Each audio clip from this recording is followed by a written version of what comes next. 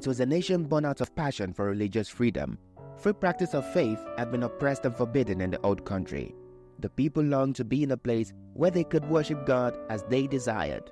So they left, willing to battle the fears of the unknown in exchange for freedom. Only a small portion of those who began the journey survived it. When the travelers reached the new country, they celebrated.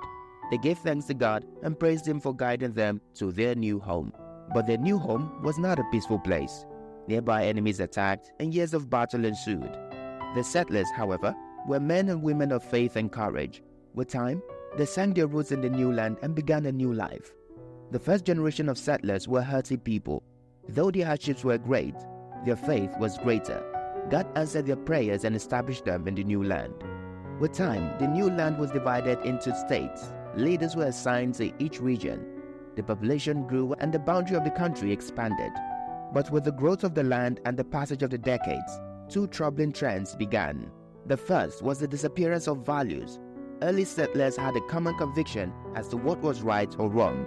The family was the core of society. Religion was the source of faith. Education was the highest task. But by the end of the first 100 years in the new land, these virtues had begun to wane. The family was under attack.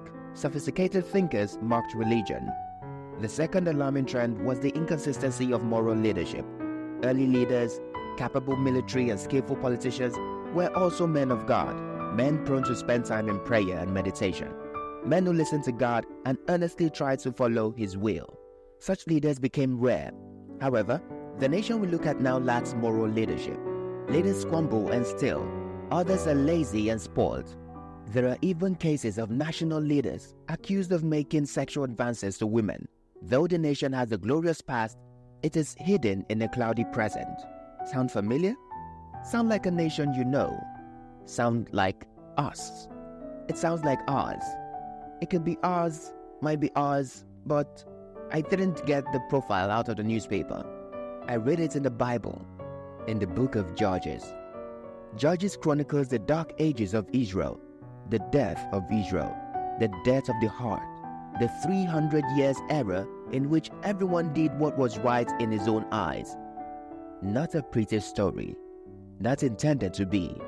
It's intended to be a warning of what happens when God is ignored and passions are worshipped. A warning for our times. Read the book of Judges today and see how the children of Israel went astray. Voices by FMJ.